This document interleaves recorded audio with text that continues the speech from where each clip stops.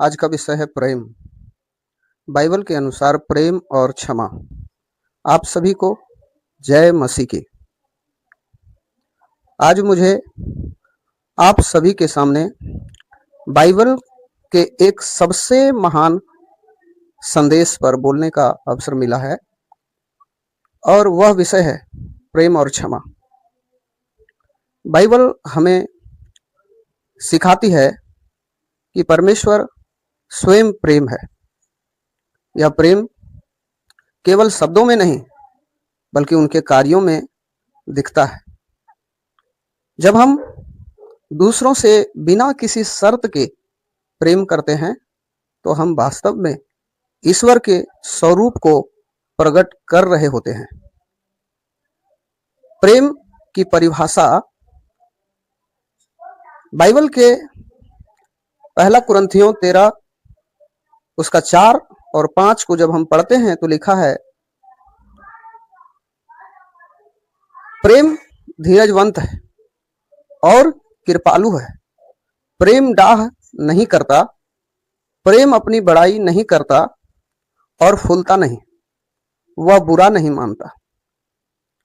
यह वचन हमें सिखाती है कि सच्चा प्रेम केवल एक भावना नहीं है, यह एक निर्णय है। यह दूसरों की गलतियों को सहने और उन्हें गले लगाने की ताकत देता है। मैं आप लोगों के बीच में क्षमा के बारे में बात करेंगे।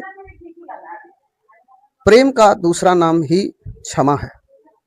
जहां सच्चा प्रेम होता है वहां क्षमा अपने आप आ जाती है।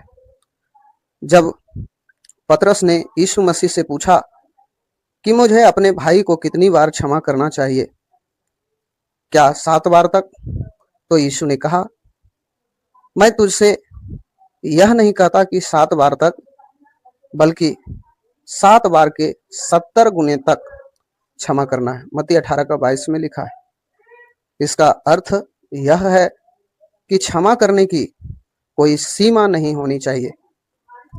हमें अनगिनत बार क्षमा करने के लिए तैयार रहना चाहिए। अब हम लोग आगे चलेंगे और प्रभु यीशु मसीह के बारे में देखेंगे। क्षमा का सबसे बड़ा उदाहरण स्वयं यीशु मसीह ने क्रूस पर दिया। जब उन्हें अत्यंत पीड़ा दी जा रही थी तब भी उन्होंने अपने सताने वालों के लिए प्रार्थना की।